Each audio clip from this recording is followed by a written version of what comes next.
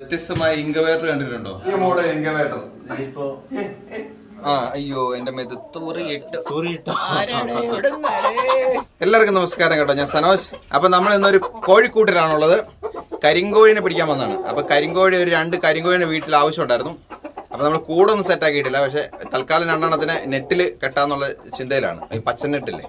അപ്പൊ എന്തായാലും ഇവിടെ കരിങ്കോഴിനെ കിട്ടുന്ന നമ്മുടെ ഒരു സുഹൃത്തുണ്ട് റാഷിദ്. പുള്ളിയുടെയാണ് ഈ സംരംഭം. ചെറിയ യുവ കർഷകൻ എന്ന് വേണേ പറയാം അല്ലേ? അത് തീർച്ചയായിട്ടും. ഞാനൊരു ശരിക്കും പറഞ്ഞു കഴിഞ്ഞാല് ഈ ഒരു മേഖലയല്ല എന്റെ ഫീൽഡ് എന്ന് പറഞ്ഞു കഴിഞ്ഞാല്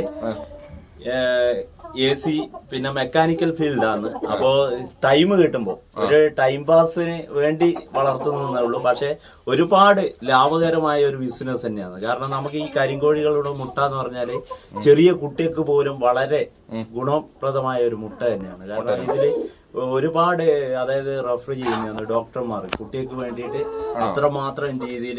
ഇത് എന്താന്ന് പറഞ്ഞാൽ ഓരോ പല രോഗങ്ങൾക്കും പിന്നെ ഇതിന് ഈ വാദ ചികിത്സക്കൊക്കെ നല്ല ഒരു രീതിയിലുള്ള ബ്ലഡ് ഇതിന്റെ പച്ചയോടെ ഈ ഒരു കേരളത്തിൽ കുടിക്കുന്നുണ്ടോന്ന് എനിക്കറിയില്ല. പക്ഷെ കുടിക്കുന്നവര് അതെ ബ്ലഡ് കുടിക്കുന്നവര്.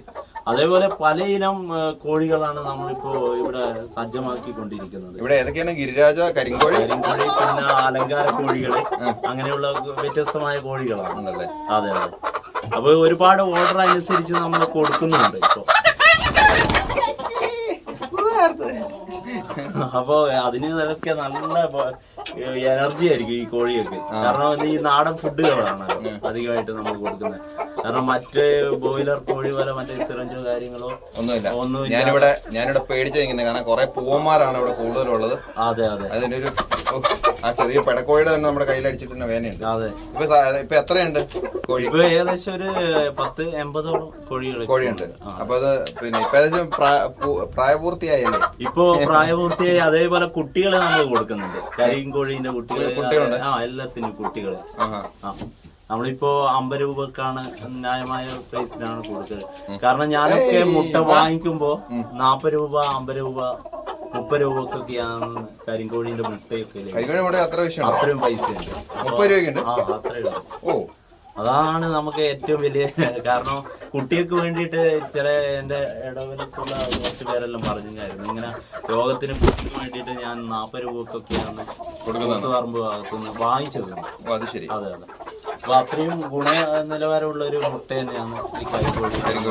അതെ. ഇതിനെ ഇങ്ങനെ സ്റ്റാൻഡിൽ ഇതൊക്കെ ആരാ ചെയ്തത്? ഇത് ശരിക്കും പറഞ്ഞാല് ഞാൻ സ്റ്റാർട്ടിങ് ചെയ്യുമ്പോ നമ്മൾ വെൽഡിംഗ് ഒക്കെ നമ്മൾ അത്യാവശ്യം സ്വന്തം ചെയ്യുന്നത്. അപ്പൊ അതിനു വേണ്ട ചെറിയൊരു ഇത് നോക്കിയതാ. പക്ഷെ അത് അത്ര വലിയ സക്സസ് ആയിട്ടില്ല. ഞാൻ എന്നിട്ട് പുറത്തൊരു മരത്തിനെ കൊണ്ട് കൂടുണ്ടാക്കുക. അയ്യോ എന്റെ മെത് തൂറിയിട്ടു. എന്തായാലും വേണ്ടില്ല. ഇവിടെയൊക്കെ മുട്ട ഇട്ടിട്ടുണ്ട്. കരിങ്കോഴിയുടെ മുട്ട ഇത്ര ചെറുതാണ്. കരിങ്കോഴിന്റെ മുട്ടകള് ചെറിയ രീതിയിലുള്ള മുട്ടകളാണ്. അതെ അതെ അതെ. പക്ഷേ ഗുണമാണ്, വളരെ ഗുണമാണ്. ഈ കാടമുട്ട കഴിക്കുമ്പോൾ നമുക്കൊന്ന് പറയാറുണ്ടല്ലോ, അതായത് ഒരു മുട്ടക്ക് 1000. അതെ അതെ.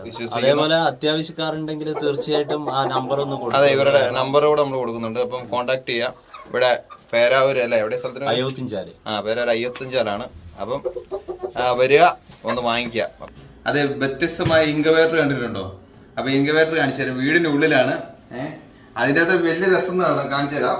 ഇതാണ്, ഇത് ഫ്രിഡ്ജാണ്.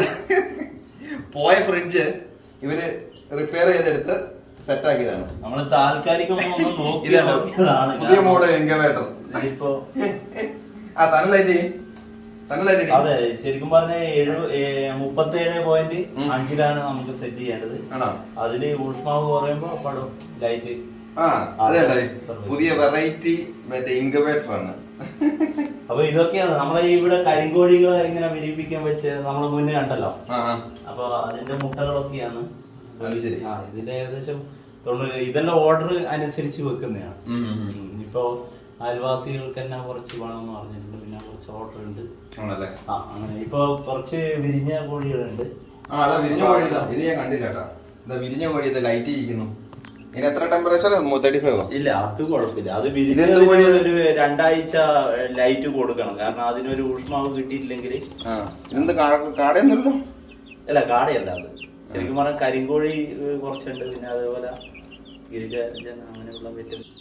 അപ്പൊ നമ്മള് കരിങ്കോഴിനെയൊക്കെ മേടിച്ച് പോകാൻ നിൽക്കുകയാണ്. അപ്പൊ ഇൻക്യുബേറ്റർ ഒക്കെ നമ്മൾ കണ്ടല്ലോ, വ്യത്യസ്തമായ ഇൻക്യുബേറ്റർ, ഭയങ്കര രസമായിരുന്നു. അപ്പൊ അടുത്ത വീഡിയോ വീണ്ടും കാണാം കേട്ടോ. Bye bye.